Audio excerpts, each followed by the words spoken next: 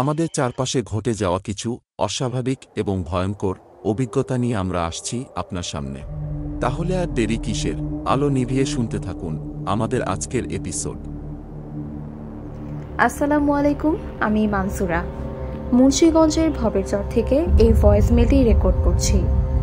দূরত্বের কারণে আমি আপনাদের স্টুডিওতে আসতে পারিনি। এটি আপনাদের চ্যানেলে পাঠানো আমার প্রথম অভিজ্ঞতা।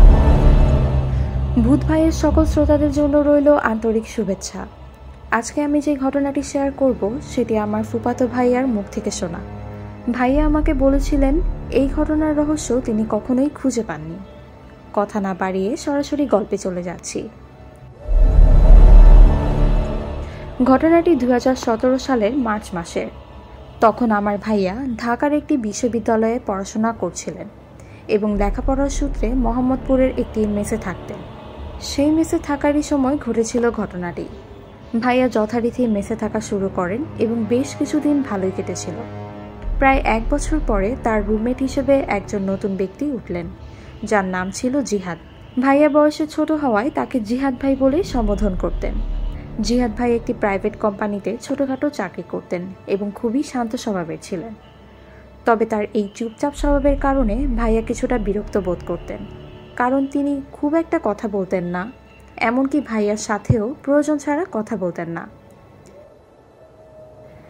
একদিন ভাইয়া নিজেই জিজ্ঞেস করলেন, ভাই, আপনি আমার সাথে একই রুমে থাকেন, কিন্তু গত 7 দিনে আপনার সাথে 2 মিনিটও কথা হয়নি। জিহাদ ভাই সামান্য হাসলেন, কিন্তু কোনো উত্তর দিলেন না। ভাইয়া তখন আরও বেশি বিরক্ত হয়ে বিষয়টি নিয়ে চিন্তা করা বন্ধ করে দিলেন। দিনগুলো কেটে যাচ্ছিল। ভাইয়া মেসের জীবন নিয়ে ব্যস্ত ছিলেন।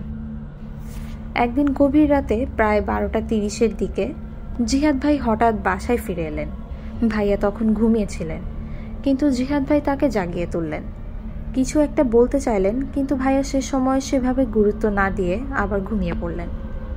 পরদিন সকালে ভাইয়া জানতে পারলেন যে জিহাদ ভাই রাতেই সুনামগঞ্জের গ্রামের বাড়ির উদ্দেশ্যে রওনা দিয়েছিলেন। তবে দুঃখজনকভাবে রাস্তায় একটি ভয়াবহ দুর্ঘটনায় তার মৃত্যু হয়েছিল। এই খবর শুনে ভাইয়া হতবাক হয়ে গেলেন।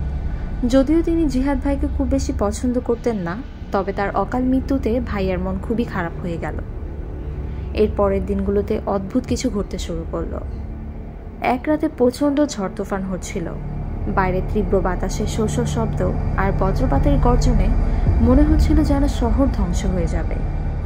ভাইয়া তখন বাসায় একা ছিলেন। দরজা জানালা বন্ধ করে বিছানায় শুয়ে থাকার চেষ্টা করছিলেন, কিন্তু কিছুতেই ঘুম আসছিল না। হঠাৎ দরজায় কারো নক করার শব্দ পেলেন।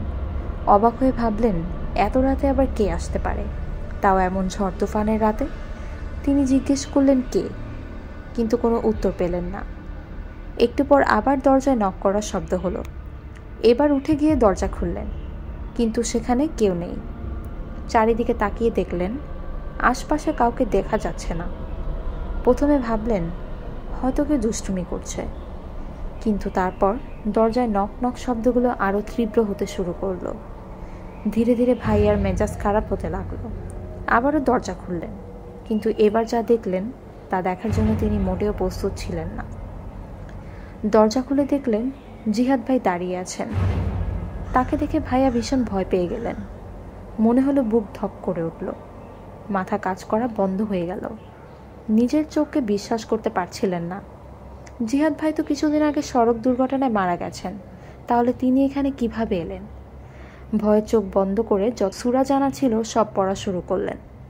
কিছুক্ষণ পর চোখ খুলে দেখলেন জিহাদ ভাই নেই। এর পরের দিনগুলোতে একই রকমের ঘটনা ঘটতে লাগলো।